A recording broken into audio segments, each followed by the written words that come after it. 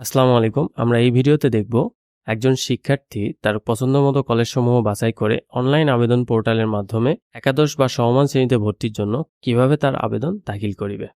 প্রথমে শিক্ষার্থীকে লগইন করতে হবে, এজন্য লগইন বাটনে ক্লিক করব। এরপর ইউজার নেম এবং পাসওয়ার্ড ব্যবহার করে লগইন করতে হবে।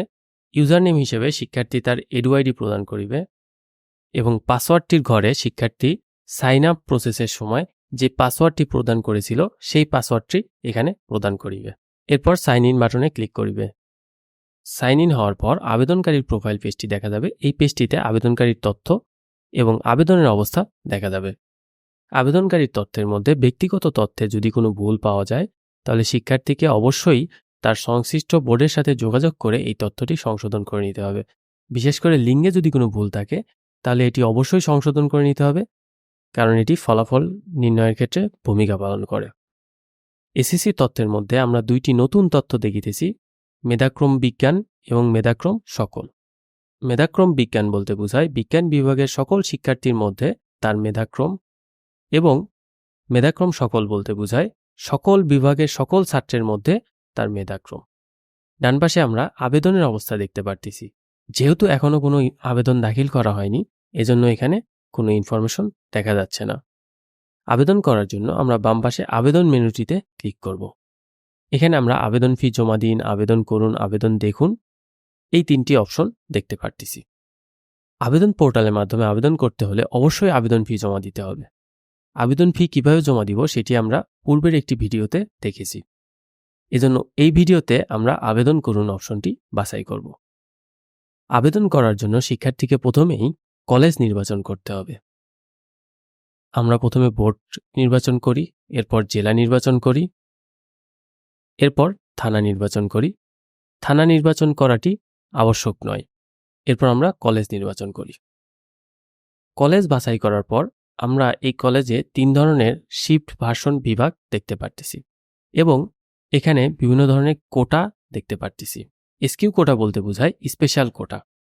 এই কলেজটিতে স্পেশাল কোটা নেই, এজন্য এখানে কোনো ধরনের বক্স আসেনি। ইকিউ1 বলতে এডুকেশন কোটা 1 বোঝায়। এটি শিক্ষা মন্ত্রণালয়ে কর্মরত কর্মকর্তা বা কর্মচারীদের সন্তানদের জন্য সংরক্ষিত রয়েছে। ইকিউ2 বলতে বোঝায় এডুকেশন কোটা 2। এটি শিক্ষা মন্ত্রণালয়ের অধীনস্থ দপ্তর বা সংস্থায় কর্মরত কর্মকর্তা বা কর্মচারীদের সন্তানদের জন্য সংরক্ষিত রয়েছে। এছাড়াও ফ্রিডম ফাইটার কোটা রয়েছে। এটি মুক্তিযোদ্ধার সন্তান বা সন্তানের সন্তানদের জন্য প্রযোজ্য হবে। একজন শিক্ষার্থী যদি কোনো কোটা সিলেক্ট করে তাহলে তাকে ভর্তির সময় অবশ্যই প্রমাণস্বরূপ প্রয়োজনীয় ডকুমেন্ট প্রদর্শন করিতে হইবে।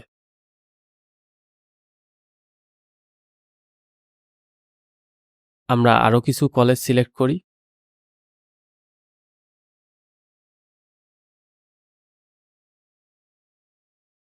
এই কলেজটির ক্ষেত্রে আমরা কোনো শিফট ভার্সন বিভাগ দেখতে পারতেছি না।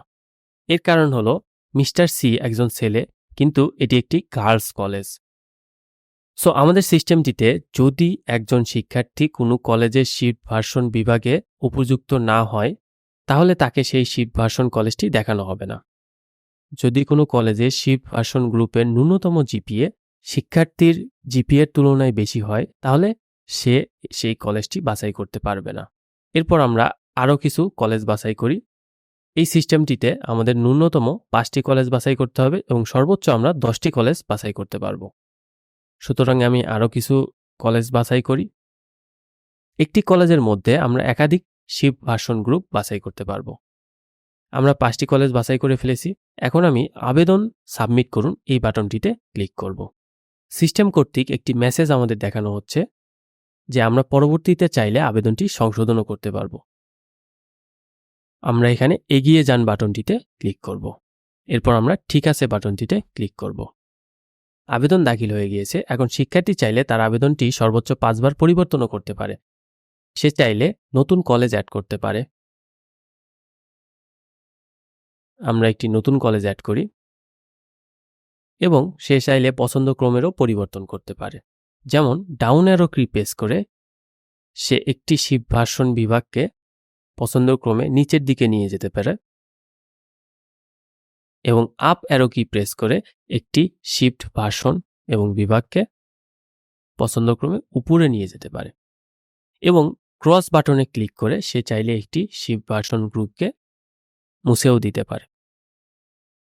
এভাবে সে তার প্রয়োজন মতো পরিবর্তন করে আবেদন আপডেট করুন এই বাটনটি সিলেক্ট করতে হবে। এরপর এগিয়ে যান বাটনটিতে ক্লিক করতে হবে। এরপর ঠিক আছে। শিক্ষার্থী চাইলে আরও 4 বার আবেদনটি আপডেট করতে পারে। এজন্য আবেদন আপডেট করুন বাটনটিতে ক্লিক করতে হবে। শিক্ষার্থী চাইলে আবেদনটি ডাউনলোডও করতে পারে। এজন্য পিডিএফ ডাউনলোড করুন এই বাটনটিতে ক্লিক করতে হবে। এভাবে একজন শিক্ষার্থী অনলাইন আবেদন পোর্টালের মাধ্যমে তার পছন্দমতো কলেজসমূহ বাছাই করে আবেদন দাখিল করিতে পারবে।